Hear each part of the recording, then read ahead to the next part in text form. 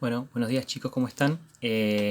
Bueno, un poco en el día de hoy, la idea es, en esta clase de Filosofía de las Ciencias para sextos naturales, es un poco avanzar en los contenidos que fuimos viendo, que les fui dando también para que lean. Entonces hoy por un lado vamos a ver el tema de la enseñanza de la ciencia, a modo de introducción, antes de comenzar a trabajar con el manual. Y un poco también en un contexto quizás de ámbito religioso, como es la escuela, nuestra escuela del verbo, un poco hablar de fe y ciencia. Me parece importante poder hablar un poco de eso, ¿sí?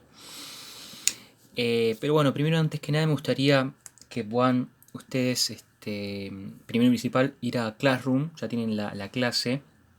Este video seguramente lo suba después porque hasta que se cargue el anterior que puse a cargar, que tarda como 3 horas, hasta que se cargue este que tarda como 2 o 3 horas más, seguramente va a pasar un poco de tiempo, ¿sí? Así que van a ver primero la clase y después van a ver el video.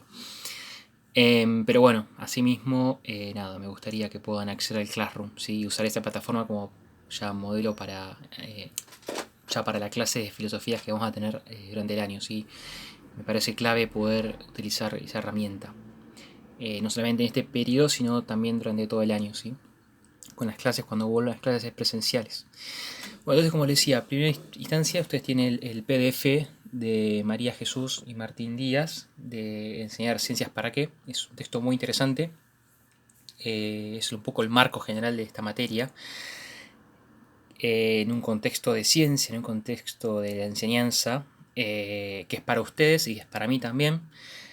Es un texto muy interesante. Y después, como les decía, la idea es un poco profundizar con la relación ciencia y fe, ¿sí? Ciencia y religión, cómo podemos articular eso, ¿sí?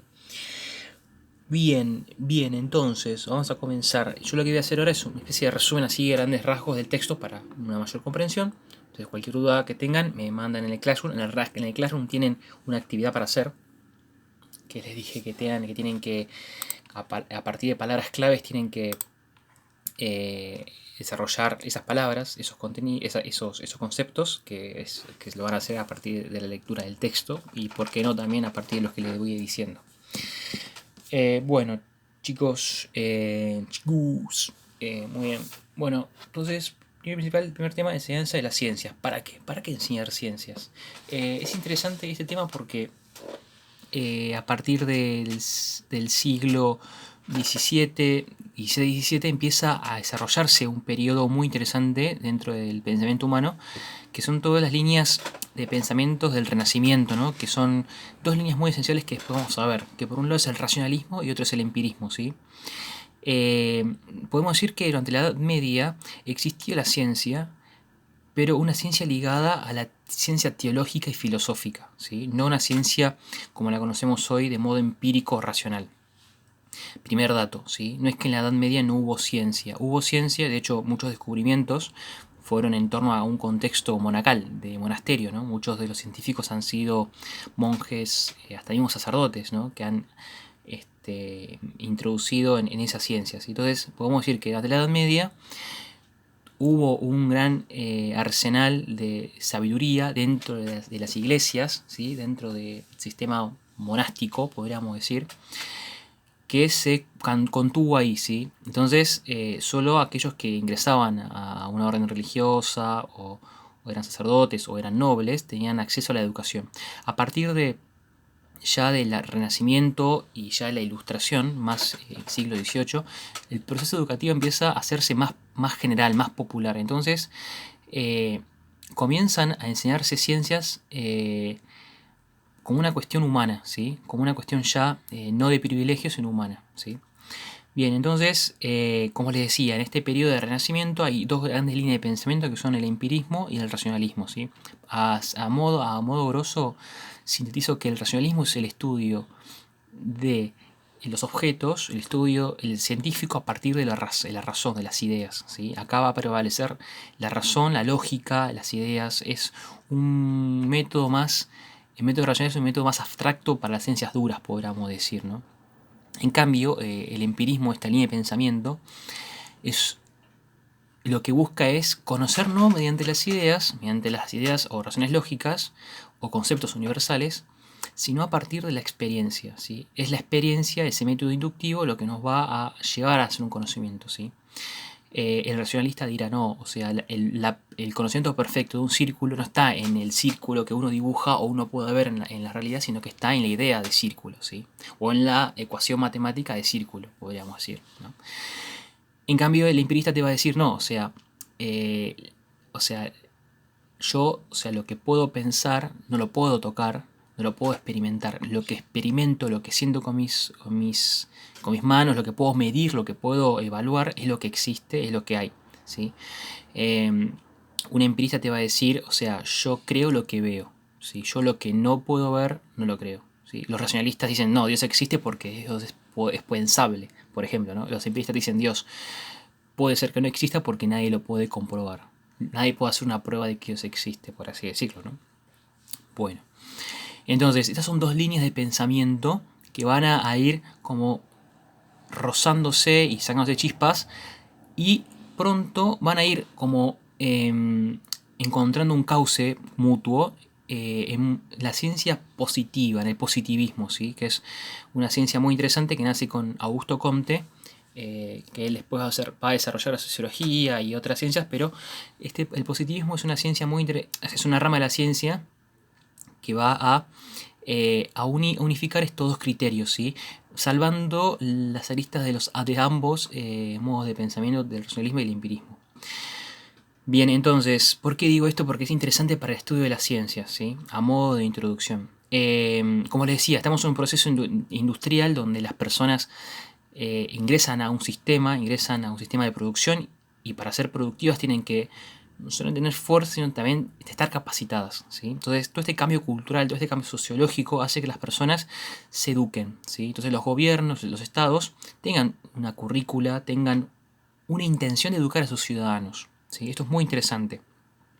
La educación, más en nuestro contexto, nunca va a ser aséptica, nunca va a ser sin interés. Siempre en la educación hay un interés de por medio, ¿sí? Entonces, en la enseñanza de las ciencias también va a haber un interés, ¿sí? De hecho, vamos a decir que la ciencia, o sea, la enseñanza de la ciencia, siempre va a ser a través de intereses, ¿sí? Va a ser a través de política de por medio, de empresas de por medio, ¿no? Toda una investigación científica nace a partir de eso, ¿no? De intereses. Es el interés lo que hace que aparezca la ciencia, podríamos decir, ¿no? O sea, nadie se preocupó por hacer una vacuna contra el coronavirus hasta que surge el interés, por así decirlo, ¿no? Bien, entonces, podemos decir y afirmar esto, ¿no? Que educar científicamente a la población significa educarla para que no sea ignorante y sea consciente de los problemas del mundo, que sea consciente de que ella puede actuar activamente en este mundo y sea capaz de hacer modificaciones. Una persona que es introducida en el ámbito de las ciencias es introducida para que sea consciente de los problemas del mundo, tenga posibilidad de acción y de transformación de la realidad del mundo, ¿no? Entonces, la pregunta es esta, ¿no? ¿Para qué significa enseñar ciencias y enseñar a las ciencias, ¿no? Significa formar ciudadanos científicamente cultos, no una cuestión técnica de que los ciudadanos sean técnicos, memotécnicos, sino que los ciudadanos puedan desmitificar y sobre todo puedan decodificar las creencias adheridas, ¿sí? Entonces, es importante que las personas puedan aprender ciencia para que su mundo de comprensión no sea un mundo mitológico o un mundo inentendible, sino que aprendan a decodificar y a descubrir, ¿sí? Que sus creencias tienen un origen, tienen una causa, ¿sí? Yo no puedo, por ejemplo, no puedo tener 20 años y creer en Papá Noel, ¿no? Por ejemplo, ¿no? No puedo tener 20 años y no saber cómo y por qué llueve. O sea, no puedo decir, no, porque los ángeles lloran, llueve. No, o sea, no es una cuestión de que los ángeles lloran. O sea, hay un proceso científico que dice, no, llueve porque el frío, el calor, la presión, la humedad, ¿no? Hay un montón de variables que hacen posible la lluvia y el proceso de condensación, por ejemplo, ¿no? Y además el proceso del agua, ¿no? Que lo que ustedes lo habrán ya estudiado. Entonces, lo que intenta hacer la ciencia y la enseñanza de la ciencia es, por un lado, hacer que las personas no sean ignorantes y vivan este mundo de fantasía o mitológico y que sea todo confuso, ¿sí? La ciencia viene a traer claridad. Entonces aparecen dos conceptos. Uno es el de alfabetización científica y otro es el de educar para la ciudadanía, ¿sí? Educar para la ciudadanía. Entonces, es necesario, en cuanto a la alfabetización, que las personas tengan los mínimos conocimientos científicos para poder participar democráticamente en la sociedad, ¿sí? Entonces, si yo no tengo conocimientos científicos mínimos, o sea, mi participación en la sociedad va a ser muy limitada, ¿sí? Va a ser limitada y podemos caer en la alienación y podemos caer en la ignorancia y en la manipulación, ¿no? Entonces es necesario que podamos tener esta alfabetización científica, que podamos tener conceptos, ¿sí? Herramientas eh, para poder conocer, ¿sí? Hay una película muy interesante que me gustaría que la puedan ver. No se las voy a dar ahora para que la vean, pero si que la quieren ver, la pueden ver. Se llama El niño que domó el viento. Es muy interesante, muy buena, muy hermosa. Es de un niño que estaba en África, que, o sea, en África, en una zona, no me acuerdo en qué país, vivían de lo que cosechaban, ¿no? Sembraban y cosechaban. Y en un momento aparece, en un contexto, ¿no?, de tiranía, de los gobiernos tiránicos de ahí de África, aparece una sequía, que es lo peor, ¿no? Cuando hay sequía es lo peor. Entonces este niño tiene, o sea, lo obligan a trabajar en la tierra y por ende no puede estudiar, porque tiene que trabajar, no puede estudiar. Entonces él dice, no, o sea, está mal esto. O sea, no hay que trabajar, hay que estudiar, ¿sí? Para poder trabajar de otra manera, ¿no? Porque la manera en que trabajaban era inútil. ¿Por qué? Porque no había agua. Entonces, él que quería estudiar, y aún así en la película se ve el sistema educativo muy limitante, ¿no? Para lo que el chico quería hacer, ¿sí? El chico quería que su familia pueda comer, que sus amigos puedan, que su comunidad pueda comer, y el colegio educaba de una manera que no servía a los problemas sociales. Es muy interesante esa visión, ¿no? La escuela que no, o sea, la escuela educa para los problemas sociales o educa lo que quiere. Y lo que quiere, ¿está de acuerdo con las problemáticas del tiempo, de lo que vive la gente? Entonces, este chico que quería aprender eh, y quería hacer ciencia, no lo dejaban porque tenía que trabajar. Hay un conflicto con la familia, bla, bla, bla. Te estoy spoileando la película, pero quiero ir a este tema, ¿no? El chico descubre una manera de proveer a través de qué? De la lectura, a través de la investigación. Descubre una manera de traer agua a su ciudad y poder generar una cosecha y poder comer. En fin, vean la película, muy, muy buena. Me parece que se la spoileé. Bueno, no importa. Entonces, la importancia de la alfabetización científica, ¿no? Para una educación ciudadana y para no caer, como les decía recién, en un determinismo, ¿sí? Para que para que el ciudadano sea capaz de comprender e interpretar su actor en la sociedad. Por eso es importante la ciencia, no solamente la ciencia como tenemos quizás el estereotipo de ciencia de un señor investigando microbio, sino también la ciencia en los ámbitos humanísticos, en la ciencia en los ámbitos exactos, naturales. El ámbito de la ciencia es muy amplio y no se limita solamente al ámbito de un laboratorio, ¿sí? Eso es un prototipo de este tipo de ciencia. Hay otros tipos de ciencias. Entonces, la pregunta es, ¿qué es la ciencia? Es un proceso de construcción social. ¿Qué significa esto? Que la ciencia es A ver, la ciencia es algo que las personas van haciendo y van configurando, ¿sí? Van poniéndose de acuerdo y van generando, ¿sí? Es decir, es un proceso de construcción social porque las sociedades avanzan y van generando problemáticas nuevas, ¿sí? O sea, si ustedes ven en la historia de la humanidad, los hombres primitivos tenían el problema de que, o sea, si vivían cazando, vivían del día a día. Si sembraban, si cosechaban lo que sembraban, vivían más allá del día a día y podían establecer ciudades. Entonces eso los llevó a fabricar herramientas, a tener una tecnología de riego, de sembrado, a un nivel mucho más grande, ¿no? Entonces los problemas de las sociedades van generando ciencia, van generando esta construcción social de la ciencia. Entonces decimos que la ciencia tiene un tinte y un interés político, económico y social, ¿sí? La ciencia va a nacer a ese margen, ¿sí? Eh, entonces, podemos decir que la ciencia, por un lado, interpreta la realidad, ¿sí? Interpreta la realidad, pero no la va a representar, ¿sí? Es decir, la ciencia no es algo absoluto, sino que no es que la ciencia nos va a decir qué es la naturaleza, sino que nos va a ofrecer las respuestas que nosotros preguntemos. Esto es muy interesante. La ciencia va a llegar hasta donde el hombre mire, ¿sí? La naturaleza y la realidad siempre va a ser más grande, ¿sí? los misterios de la realidad y la naturaleza siempre son más grandes. Esa visión de que la ciencia lo abarca todo, lo ocupa todo, es absoluta, es como un dios, esa es una visión falsa de la ciencia. ¿Por qué? Porque la ciencia va a llegar donde llegan nuestras preguntas. Y la ciencia nos va a responder lo que nosotros preguntamos. Porque la ciencia es el hombre que piensa, ¿sí? Bien, entonces, las ciencias, como les decía, ¿qué es la ciencia? Otra respuesta es un proceso de construcción de conocimiento e interpretaciones, ¿sí? La ciencia es este conjunto del pensamiento universal, es un proceso de construcción de conocimientos e interpretaciones, ¿sí? Donde no tiene que haber un miedo por lo que está por arriba de la ciencia.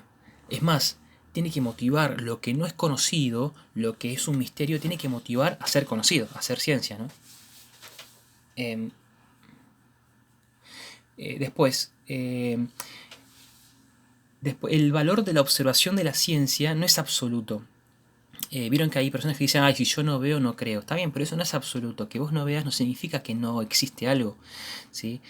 Significa que quizás que tu punto de vista es inaccesible a esa realidad, ¿sí? O sea, que yo diga no, porque para mí esto no existe porque yo no lo puedo ver. Está perfecto, o sea, pero no significa que sea absoluto eso, ¿sí? O sea, ¿qué quiere decir esto? Que la ciencia no puede ser absolutizada en su punto de vista, ¿sí? Eh, y que aún así la ciencia depende de la teoría de los observadores. Esto es muy interesante, el tema de los paradigmas, que ojalá lo podamos ver, que es muy interesante. El tema de los paradigmas científicos.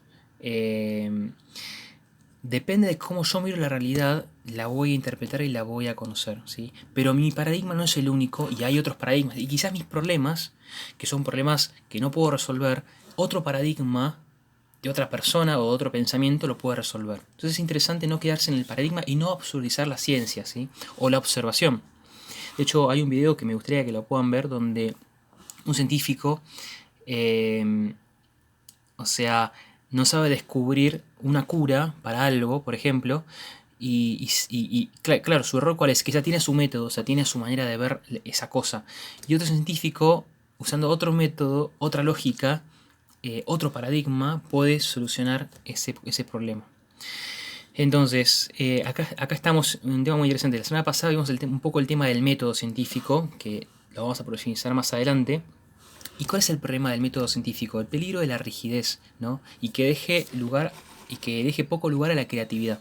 O sea, no hay que absolutizar un método, ¿sí? ¿Por qué? Porque para llegar a un lugar uno puede usar muchas vías y el método es relativo, o sea, hay muchos métodos y uno elige un tipo de método siempre, ¿no? Eh, entonces, por eso la ciencia no es neutra, no es aséptica, y está al margen de los intereses del poder y la sociedad, ¿sí? Eh, por ejemplo, o sea, un científico, o sea, cualquier tipo de científico o cualquier persona que investiga, lo hace porque detrás hay alguien, ¿sí? Un interés personal o hay alguien, una empresa, un estado, que lo banca, ¿sí? A ver, una persona, un científico o un investigador que investiga, o sea, tiene que tener un trabajo para poder sostener su investigación o necesita la ayuda de alguien externo que apoye su investigación. Y muchas veces los científicos, o sea, natos, que investigan por sí mismos, investigan para sus propios proyectos que ellos financian. Entonces, los intereses no dejan, no pasan de largo en este tema, ¿sí? Siempre hay un interés de por medio en esto. O un interés social, ¿sí? O un interés político, ¿sí? O sea, yo con mi investigación lo que busco es conocer y abarcar el conocimiento para ayudar a otras personas. Eso es un interés social también, ¿no? Bien, entonces, cuando ahora hablamos del por qué enseñar ciencias y por qué es importante que las sociedades estén estén alfabetizadas en este modo ciencia, por así decirlo, ¿no? Y dijimos también lo que es la ciencia, ¿no? En cuanto a los contenidos, o sea, el cómo dar ciencias, es interesante esto, ¿no? Esto es tanto para mí como para ustedes. Cuando se enseña ciencia hay tres propuestas y hay tres autores, o tres posturas interesantes, que dicen lo siguiente. Cuando el alumno hace ciencia es importante que sea capaz de buscar información analizar, evaluar, tomar decisiones y reflexionar sobre los valores implicados, ¿sí? Esto es cuando se enseña ciencia, o sea, hacer partícipe al alumno de ese proceso de aprendizaje.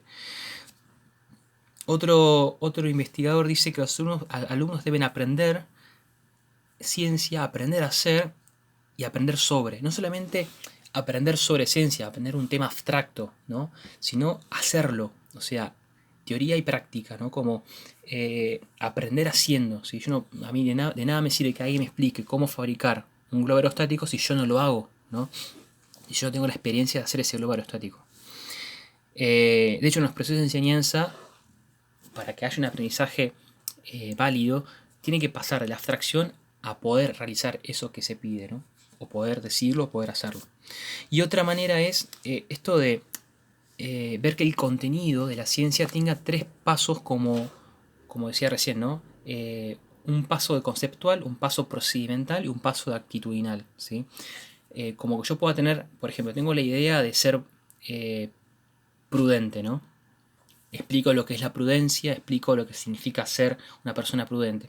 Después tengo el procedimiento, explico cómo llegar a ser prudente y después la actitud, o sea, pongo en práctica eso, ¿no? Entonces son como maneras para enseñar.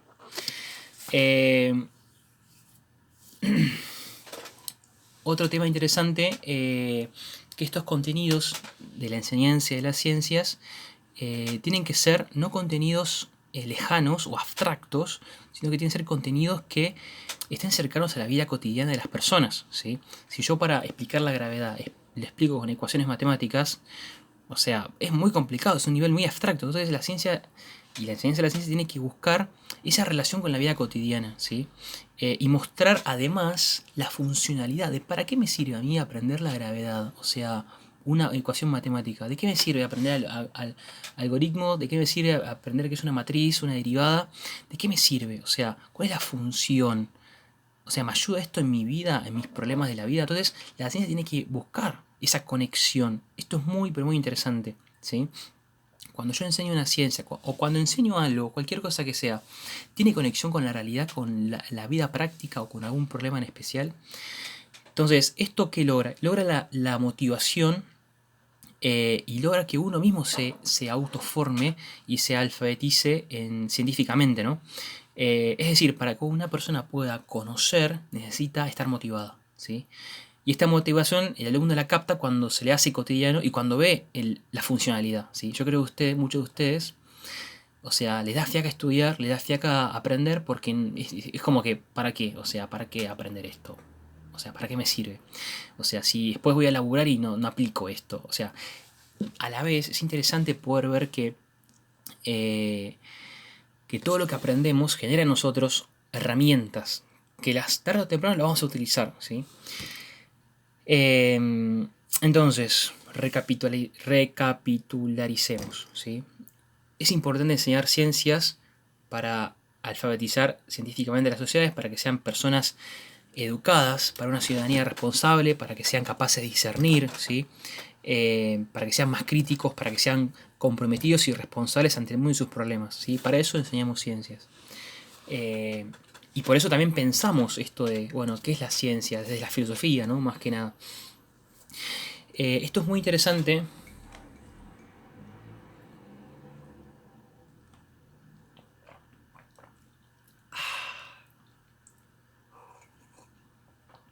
Les recomiendo que pongan pausa y se hagan un jugo de naranja.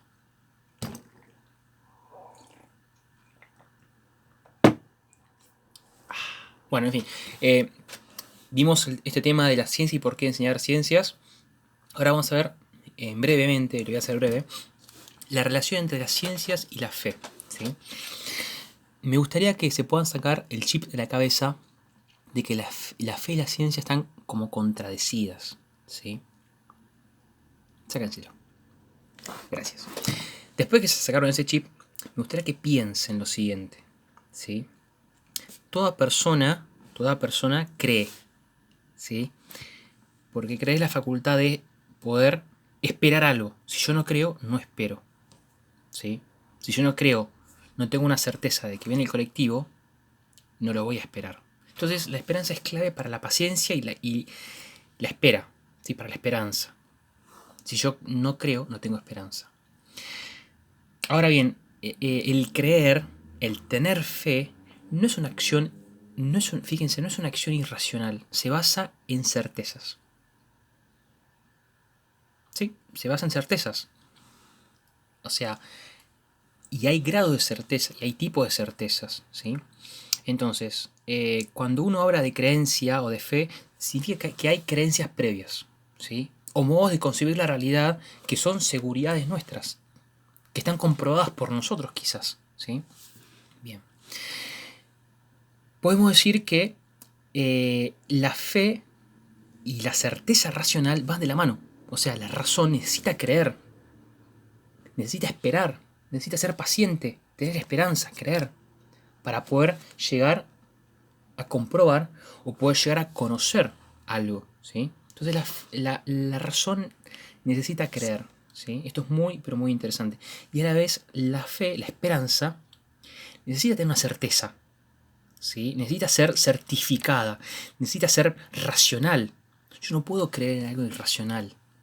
Ninguna persona puede creer en algo que o no existe o es irracional.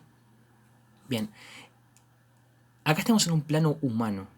Cuando hablamos de religión, hablamos de la fe en otro sentido, ¿sí? No es ya la fe de esperar un colectivo o tener paciencia o esperar algo, ¿sí? Que sabemos que va a venir, aunque creemos y tenemos fe. O estimamos o esperamos, ¿no? Uno puede estimar. Cuando hablamos de la religión, hablamos de otro ámbito, que es un ámbito trascendente, ¿sí? Entonces, decimos que la fe no está tanto en un pensamiento, sino que está esa confianza y esa espera. Decimos los creyentes católicos, los creyentes cristianos, decimos que nuestra esperanza está en Dios, ¿no? Ahora bien, ese Dios abstracto, esa idea de Dios, para el cristianismo, para nuestra religión, para el cristianismo no es una idea, sino que es una persona, es algo concreto, es Jesús, ¿no? Lo que celebramos en la Pascua, ¿no? Lo que celebramos en la Pascua, Jesús, ¿no? Entonces, acá estamos en otro ámbito que se llama ciencia teológica, ¿sí? Bien. Me encanta conectar estas cosas porque vuela la cabeza.